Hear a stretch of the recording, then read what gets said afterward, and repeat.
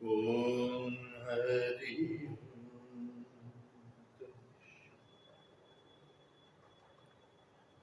नारायण।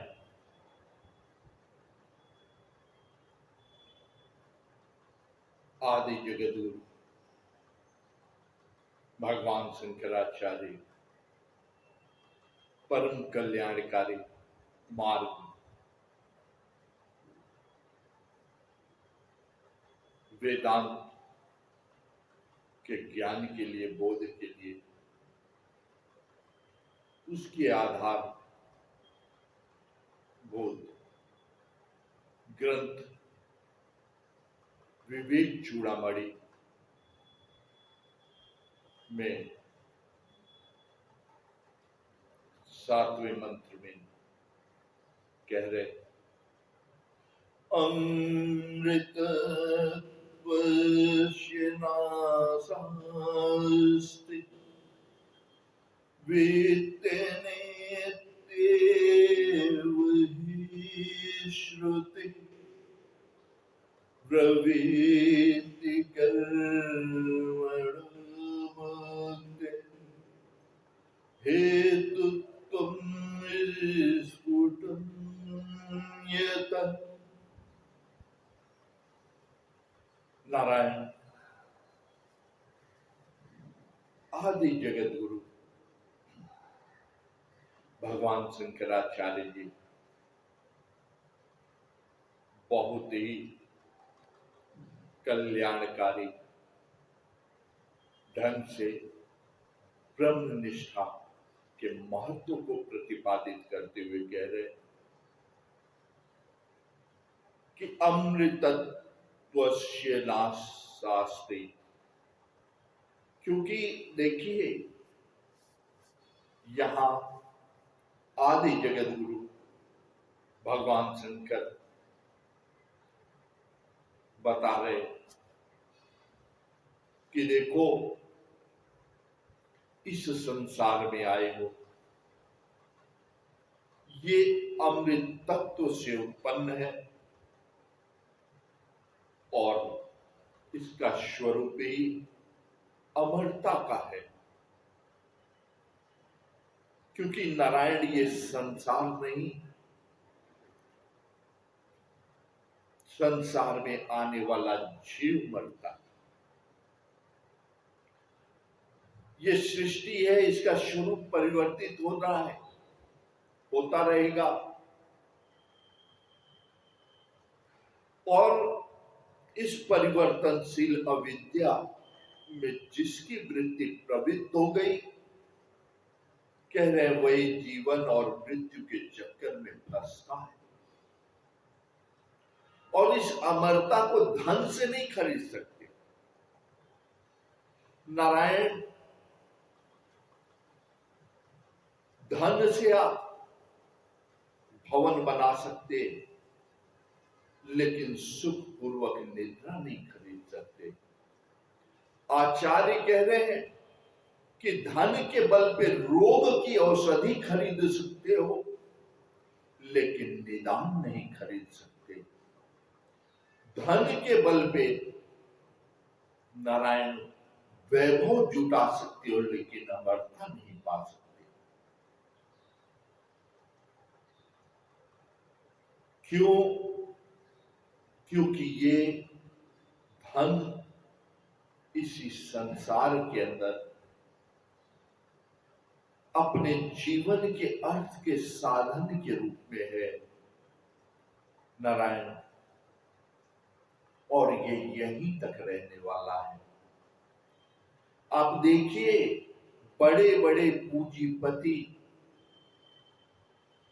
अपने प्रियजनों को नहीं बचा पाते। नारायण धन देने के बाद भी उनका राम नाम सत्य हो जाता है। जो पैदा हुए वो मर जाएंगे, लेकिन नारायण धन से अमरता नहीं खरीदी जा सकती। भगवान आदि शंकर कह रहे कि इसलिए जागृत हो धन के बल पर इस संसार में तुम क्या कर सकते हो? अरे अगर बुद्धिमान हो, जागृत हो, तो धन के बल पे अमरता नहीं खरीदी जा सकती। लेकिन नारायण मीरा ने पिया विष का प्याला और विष को अमृत कर डाला। क्या करना है तो ऐसा करो, धन तो मिलेगा ही मिलेगा। धन आपके सत्कर्मों का, पूर्व जन्म के पुण्यों का, इस जन्म के पुण्य कर्मों के फल स्वरूप मिलता है, मिलेगा ही। नहीं मांगोगे, नहीं करोगे तब भी मिलेगा, लेकिन उसके बल पे आप अमर नहीं हो सकते, सुखी नहीं हो सकते। नारायण बहुत धन हो, उससे आप औषधि खरीद सकते हो, लेकिन रोग का निदान नहीं खरीद सकते।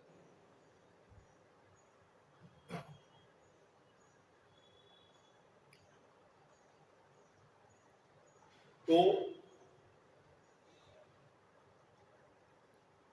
यही जगत गुरु कह रहे कि बुद्धि अगर सही हो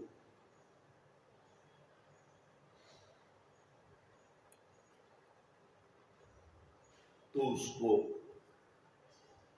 उचित कर्म में लगाएं। तो कह रहे हैं अब कौन सा कर्म किया जाए, क्योंकि यहां आने के बाद यही शिव को समझ में आता था कि मेरे पास धन होना चाहिए। और कह रहे भगवान कि धन, वैभव, ऐश्वर्य, लोक ईश्वरा, वित्त ईश्वरा, पुत्र ईश्वरा, ईश्वराओं के चक्कर में ही फंस गया जीव। यही होना चाहिए। कह रहे ये होना पर्याप्त नहीं, इनका रहना उचित है, आवश्यक है, लेकिन इनका होना पर्याप्त नहीं है। क्यों? क्योंकि इनके बल पे नारायण अमृतत्व को प्राप्त नहीं किया जा सकता। क्योंकि ब्रह्म सत्य, जगत मिथ्या, इनसे कभी ब्रह्म नहीं मिलता। कह रहे मूढ़ वृत्ति अपनी अपनी प्रवृत्ति के अनुरूप नारायण उसका उपभोग कर रहा है, लेकिन कह रहे धन की वैल्यू, धन की महत्ता कहां तक है? नारायण तीन ही गति उसकी भी है, दान, भोग और नाश। सर्वश्रेष्ठ धन की सदगति यही है कि दान कर लो, तुम्हें तुम्हारे कर्म फल का जो परिणाम मिला वो तो मिलेगा ही, मिलना ही है, मिलता रहेगा। लेकिन उसमें से आपने नारायण अपनी स्वेच्छा से उसका सदुपयोग किया, दान किया। क्योंकि दान क्या है? नारायण धन के भी दो ही सदुपयोग और दो ही दुरुपयोग है। सुपात्र को न देना, दान देने से पहले पात्र देखिए, अगर उसमें भी मूढ़ वृत्ति लगाए नारायण तो किए गए कर्म भोगने तो पड़ते हैं।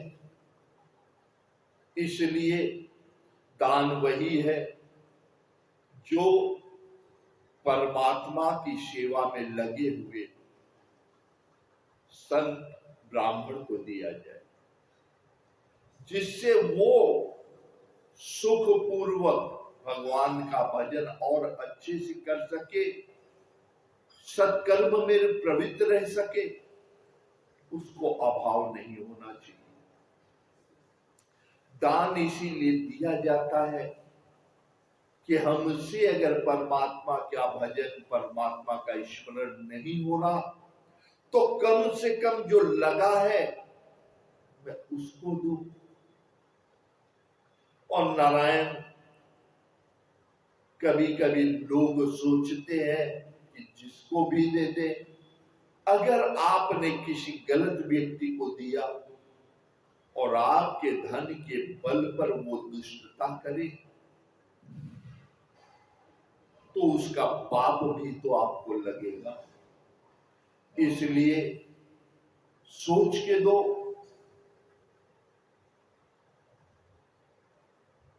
ऐसे को दो जो कम से कम परमात्मा चिंतन में, सत्कर्म में प्रवृत्त है। तो वो धर्म करेगा तो पुण्य आपको भी मिलेगा ही मिलेगा। तो सुपात्र को देना और कुपात्र को न देना, यही अगर कुपात्र को दिए, नारायण बिना जाने सुने, तो कह रहे हैं कि उसका प्रायश्चित भोगना पड़ेगा। हाँ, यह है कि आप जिससे परिचित नहीं है, वो क्षुधाग्रस्त हो, तो नारायण उसके अंदर बैठे परमात्मा को पोषित करने के लिए उसे कुछ आप प्रदान करते हैं, तो सत्कर्म है। लेकिन उसे आप भोजन तक ही सीमित रखें। कह रहे यही दान है, और जो परमात्मा के निमित्त परमात्मा के लिए दिया जाता है। दूसरी गति है भोग। धन का सदुपयोग करके आप अपना और अपनों का जीवन सुख में व्यतीत करें। ये भी धन का सदुपयोग है कि आपके पुण्य, आपके सत्कर्म से आपको प्राप्त हुआ और आपने उसका सुख पूर्वक उपभोग किया, सत्कर्म किया उसके बल पे। और नहीं तो नारायण,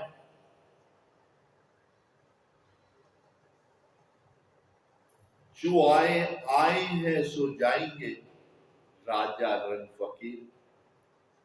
एक सिंहासन चढ़ चले और एक बंधे जंजीर। जिसने नारायण अपने को प्राप्त हुए सामर्थ्य का सदुपयोग किया, बंधन को तोड़ दिया, खुद भी सुख से रहते हुए सत्कर्म किया, वही अविद्या की जड़ ग्रंथि को तोड़ करके, बंधन को तोड़ करके परमहंस गति सिंहासन पे चढ़ के जाता है। और एक बंधे जंजीर कि जो बेचारा खुद भी भरपेट नहीं खा पाया और ना किसी को दे पाया, क्या करें। नारायण, यही बंधन है। कभी ना तो खुद भर पेट खा पाया और न दे पाया, सदुपयोग कर पाया। सिर पे रीढ़ चढ़ा है, बोझ लादे लादे घूम रहा है, और ना तो एक पल कभी खुद सुख से रहा, ना भरपेट खुद खा पाया, ना दान दे पाया, और मरने के बाद सब यहीं छोड़ के गया उसके धन का, उसके कर्मों का नाश हो गया। छोड़ के जाने के बाद लेने वाले तो ले ही लेंगे, लेकिन उसने अपनी वृत्ति से दान अगर नहीं किया, नहीं ला के दिया, तो नारायण वो बंधन में बंध के जाएगा। यही है कि आए हैं सो जाएंगे, राजा रंक फकीर, और एक सिंहासन चढ़ चले और एक बंधे जंजीर। जो खुद भी नहीं खा पाया बेचारा, भरा कितना भी था, लेकिन कल के भय में आज सुख से नहीं जी सका। आज परमात्मा ने दिया है, आज दान कर लो, कल किसने देखा, कल आए ना आए। आज सुख से खा पी लो, जी लो। अगर अच्छे कर्म करोगे तो देने वाला जीवन भर देता रहेगा, कभी कम नहीं होता। अरे हम 2 हाथ से कितना खर्च कर सकते हैं, वो देने वाला 1000 हाथ से 1000 रास्ते से देता रहेगा। भरोसा रखो, ये वेद के प्रमाण है, भगवान की वाणी है। निश्चिंत रहो, आज भी देगा और कल भी देगा। जीवन भर वो 1000 हाथ 1000 रास्तों से देता ही रहेगा, कोई नहीं रोक सकता। लेकिन नारायण जो मूढ़ वृत्ति है, वो बेचारे मिलने के बाद भी ना तो खा पाए और ना ही दान कर पाए। इसी चक्कर में लगे रहे कि न खाएंगे न खाने देंगे। अरे मूड तो मिला क्यों तुझे,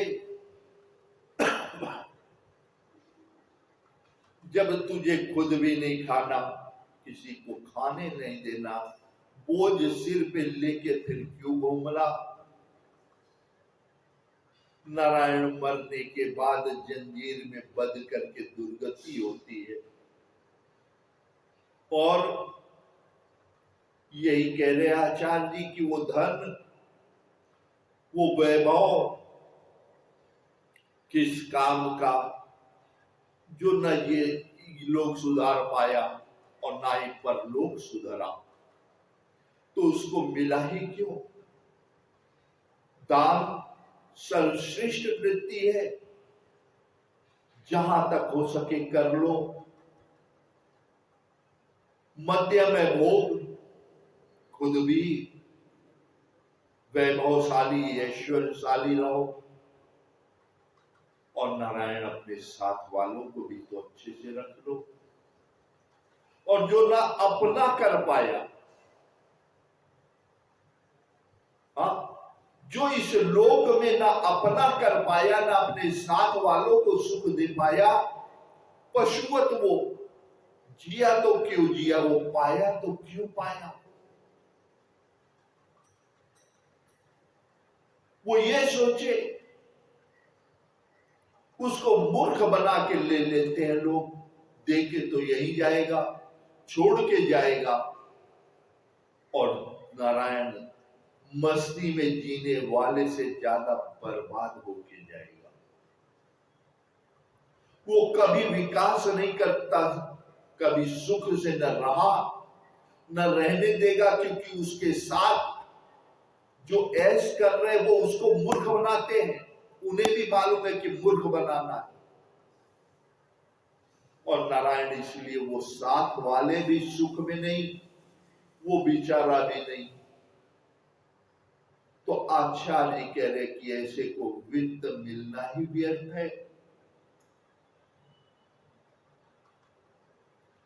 नाश तो होना है, लेके छाती पे ना एक दमड़ी कोई लेके आज तक इस संसार में आया, और न मरने के बाद एक दमड़ी किसी के साथ जाने वाली। कह रहे यही मिला है और यही तुम्हें छोड़ के जाना है। सोचो क्यों मिला। अगर सदुपयोग कर गए मिलने पर नारायण, तो ये नर्तन सार्थक होगा। कह रहे उसके बल पे तुम खरीद नहीं सकते, भगवान बिकते नहीं, लेकिन नारायण उसके माध्यम से तुम भगवान को पा सकते हो। धन से अमरता नहीं खरीदी जा सकती, लेकिन नारायण धन के सदुपयोग करके सेवा के माध्यम से भगवान को गुलाम भी बनाया जा सकता है। प्रबल प्रेम के पाले पड़ के प्रभु को नियम बदलते देखा, अपना मान टले टल जाए पर भक्त का मान न टलते देखा। भक्त है कौन? जो तन मन धन से अहर्निश, जिसका चिंतन वर्तन आचरण परमात्म सेवा में है, दान वृत्ति। क्योंकि नारायण एक बार की बात है,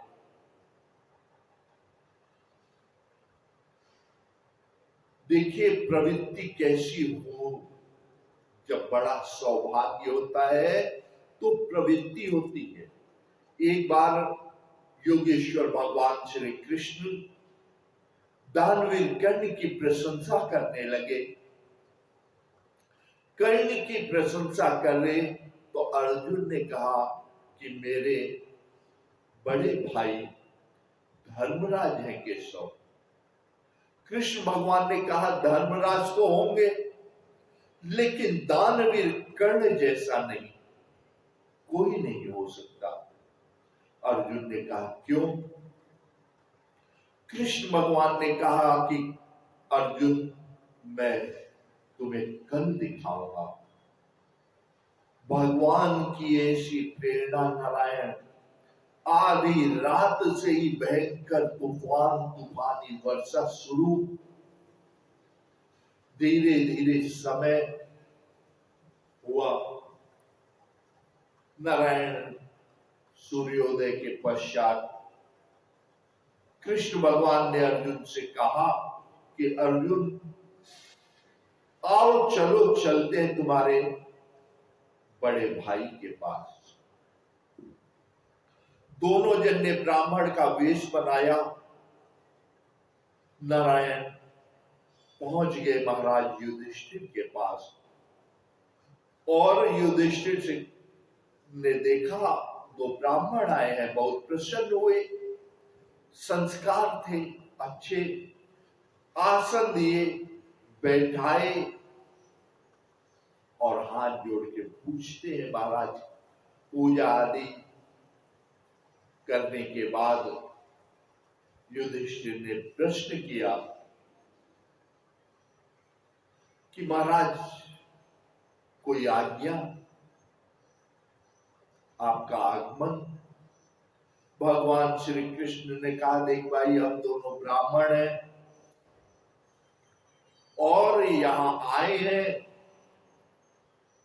और हम कुछ भी तभी ग्रहण करेंगे जब पहले हम यज्ञ कर ले।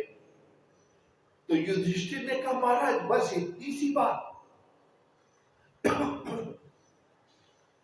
यज्ञ करने के लिए अभी तक आप भूखे हैं। उन्होंने भीम को बुलाया और आज्ञा दी, भीम तुरंत इनके यज्ञ की व्यवस्था करो। ये दोनों तुरंत यज्ञ करें, फिर इन्हें भोजन प्रसाद आदि ग्रहण कराओ। भीम ने कहा जो आज्ञा। भयंकर तूफान, बाहर चारों तरफ वर्षा हो रही, जल वृष्टि है।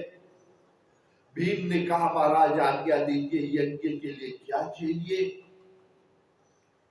कृष्ण भगवान ने कहा देख भाई, यज्ञ करेंगे तो खाली चंदन की लकड़ी से, और कोई सुविधा नहीं चलेगी। भीम ने कहा कोई बात नहीं। सेवकों को आज्ञा दी कि जाओ, नगर में जितनी चंदन की लकड़ी है सब ले आकर के इनको दे दो यज्ञ के लिए। सेवक भाग के गए नारायण, बाजार में, थोड़ी देर के बाद लौटे तो भीम भैया से हाथ जोड़ करके वो कहते हैं कि भीम भैया, भयंकर तूफान रात से है, तूफानी वर्षा हो रही है, इसलिए आज जो है सूखी चंदन की लकड़ी मिल पाना संभव नहीं है, कहिए ले आकर के रात में महल में सुखाने की व्यवस्था कर दी जाए और सवेरे तक सूख जाएंगे। भीम ने कहा महाराज तो इसमें क्या है, कल यज्ञ कर लेना। कृष्ण भगवान ने कहा ठीक है, तो हम लोग कल ही आ जाएंगे। चलिए, अर्जुन को साथ लेके कृष्ण भगवान पहुंचते हैं। नारायण कहां, कर्ण के दरबार में। वही दृश्य है, भयंकर तूफान है, तूफानी वर्षा हो रही।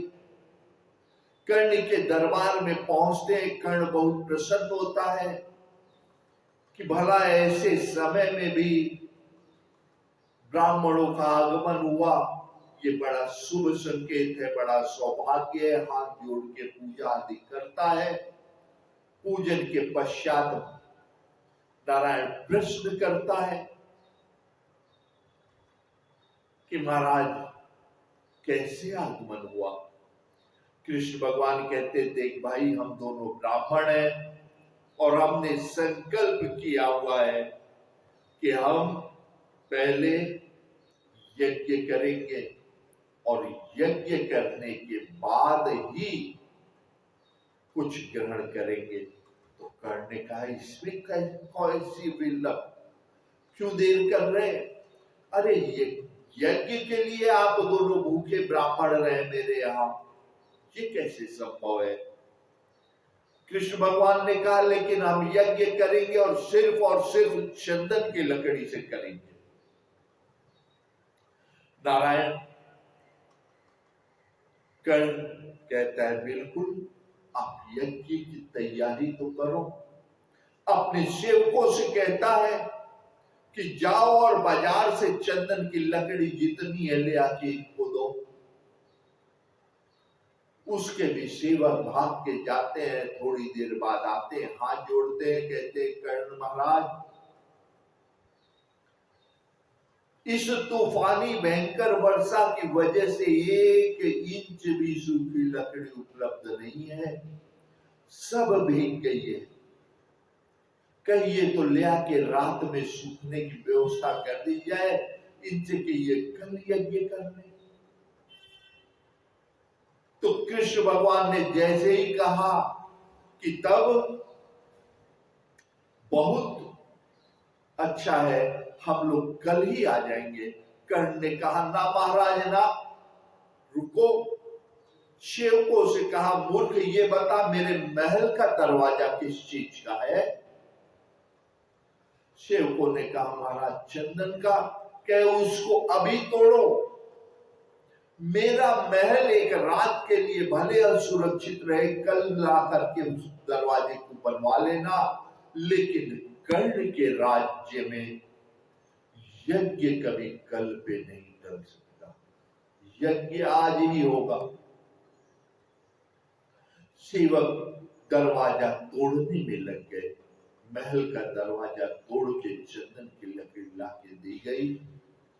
भगवान यज्ञ करते समय अर्जुन से कहते, अर्जुन ये बता, तेरे महल का द्वार किस चीज का था?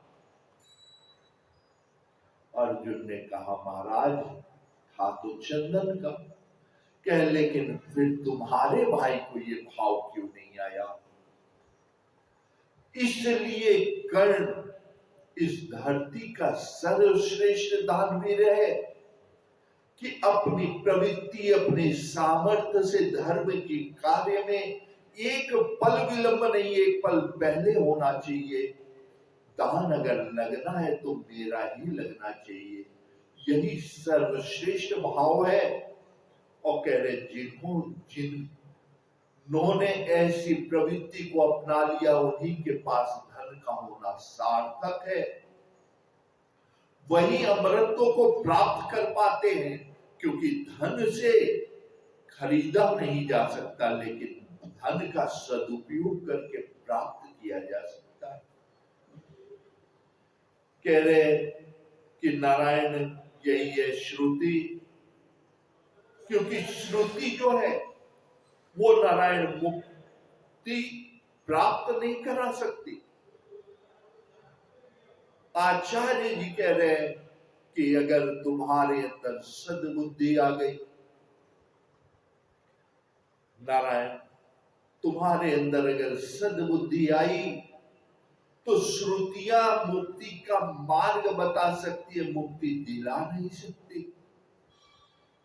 धन से खरीदा नहीं जा सकता, लेकिन धन के सदुपयोग से प्राप्त कर सकते हैं। उसी प्रकार आचार्य जी कह रहे कि ब्रवीत कर्मणो मुक्ति रहे तो श्रुति क्या करती है? मुक्ति के मार्ग को बता देती है। ये भी बड़ा कल्याणकारी है। ज्ञान यज्ञ, ज्ञान देना। क्यों? क्योंकि ज्ञान देने से आत्मबोध हुआ और नारायण किसी का कल्याण हो गया। यह भी श्रेष्ठ दान में है। दान का मतलब दे दीजिए, सामर्थ्य है तो सोचो मत, तुरंत दे दो कि मेरा सौभाग्य सत्कर्म पहले मैं ही करूं, परमात्मा मुझे इस लायक बनाए रहे। इसलिए नारायण सबसे पहले अपने सामर्थ्य से अर्पण कर लो, दान कर लो, फिर दान देना। और अगर नहीं है तो दिला देना।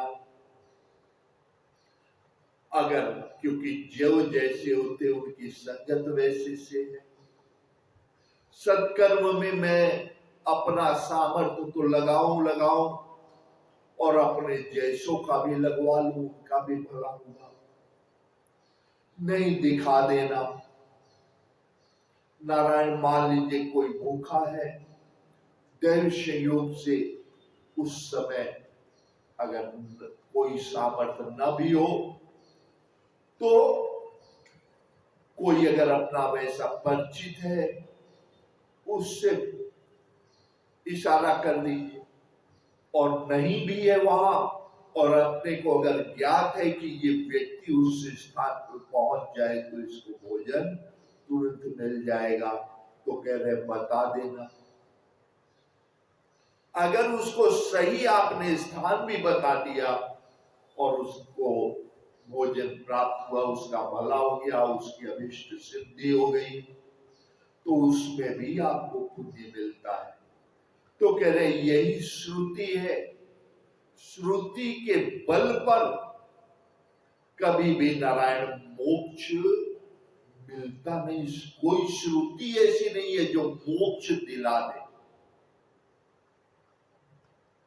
आचार्य जी कह रहे हैं कि ये हमेशा सावधान रहना, क्योंकि होता क्या है कि साधन में ही जीव फंस जाता है। चले थे हरि भजन को और औटन लगे कपास। आचार्य जी कह रहे श्रुति भी क्या है? साधन मात्र है। ये कभी मोक्ष दिला नहीं सकती, क्योंकि साधन क्या करता है नारायण?